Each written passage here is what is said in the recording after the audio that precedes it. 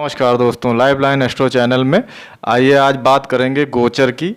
ग्रह जो होते हैं गोचर में अपना कैसा रिजल्ट देते हैं, ग्रहों का गोचर जो होता है उसका क्या परिणाम होता है।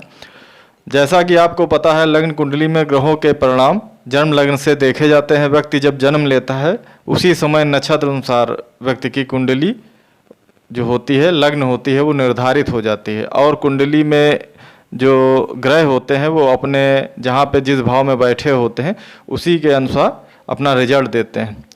उसी अनुसार व्यक्ति की महादशा चलती है, नक्षत्र के हिसाब से उसकी महादशा तय हो जाती है जब जन्म होता है।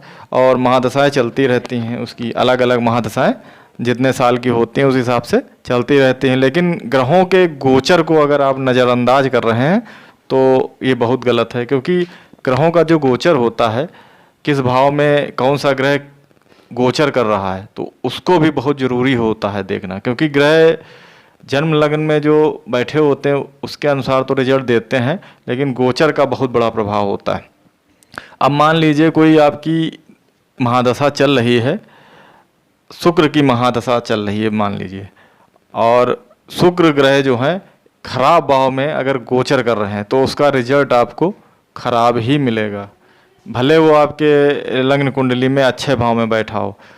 लेकिन इसका प्रभाव जब महादशा चल रही होती है, जब महादशा चलने पे जिस ग्रह की महादशा चल रही है उसका गोचर जो होता है वो ज़्यादा प्रभावशाली होता है।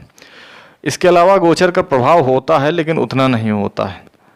तो दोस्तों आइए आज जो भी ग्रह हैं सब ग्रहों के गोचर के बारे में बात करेंगे। सबसे पहले बात करेंगे आइए सूर्य के बारे में। सूर्य का गोचर अलग अलग भाव में कैसा प्रभाव देता है। गोचर के बारे में बृहत संहिता में अपने शब्दों में विभिन्न भावों में गोचर का फल बताया गया है। सबसे पहले बात करेंगे सूर्य का जो गोचर होता है उसका क्या परिणाम होता है अलग अलग भावों में। सूर्य जो होता है अगर जन्म राशि में हो, लग्न में हो, तो कष्ट, व्यर्थ थकान, परिश्रम, वैभव की हानि, क्रोध, रोग, व्यर्थ यात्राएं देता है। द्वितीय में धनहानि, सुख में कमी, धोखाधड़ी का शिकार व दबाव, गिरफ्तारी या तनाव देता है अगर द्वितीय भाव में गोचर होता है सूर्य का। तृतीय स्थान में अगर गोचर है तो ये घर व पद प्राप्त कराता है, धन वृद्धि, प्रसन्नता, स्वास्थ्य लाभ, शत्रु नाश कराता है। यह अच्छा होता है अगर तीसरे स्थान पे सूर्य का गोचर होता है। चतुर्थ में सूर्य का गोचर रोगप्रद, सुख पाने के कामों में बहुत से विघ्न उपस्थित होते हैं। बहुत विभिन्न प्रकार के उसमें विघ्न पैदा होते हैं।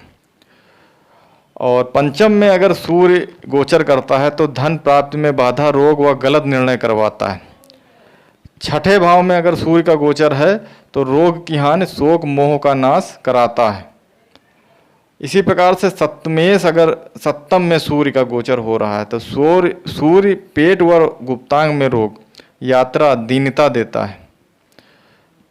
आठवें में अगर गोचर होता है सूर्य का तो रोग, भय, कलह व राज पक्ष में भय कराता है। नवें में अगर सूर्य का गोचर है तो आपत्ति, दीनता, विरह की वेदना, मन में उत्साह की कमी होती है। दसम में सूर्य से बड़े कार्य बन जाते हैं। दसम में सूर्य जो होता है बहुत अच्छा माना जाता है। दसम में अगर सूर्य गोचर करता है तो अगर इस समय आपकी महादशा भी चल रही है तो ये बहुत अच्छे परिणाम देता है, बहुत बड़े बड़े कार्य जो हो जाते हैं। इसी प्रकार से एकादश भाव में अगर सूर्य का गोचर है तो स्थान प्राप्ति कराता है, कोई भी अच्छी जगह पे मान सम्मान, वैभव और रोग नाश होता है, ये भी अच्छा माना गया है। और अगर 12वें भाव में, द्वादश भाव में सूर्य होता है तो क्लेश, धन हानि, मित्रों से भी बैर, बुखार से पीड़ा होती है, ये अच्छा नहीं माना जाता है 12वें में अगर सूर्य का गोचर होता है।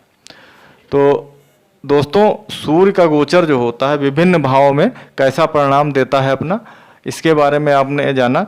जितने भी ग्रह हैं, चंद्र हैं और शुक्र, बृहस्पति, गुरु, बुध, सबके बारे में अलग अलग गोचर के अलग अलग परिणाम होते हैं। इसके बारे में बात करेंगे अगले वीडियो में।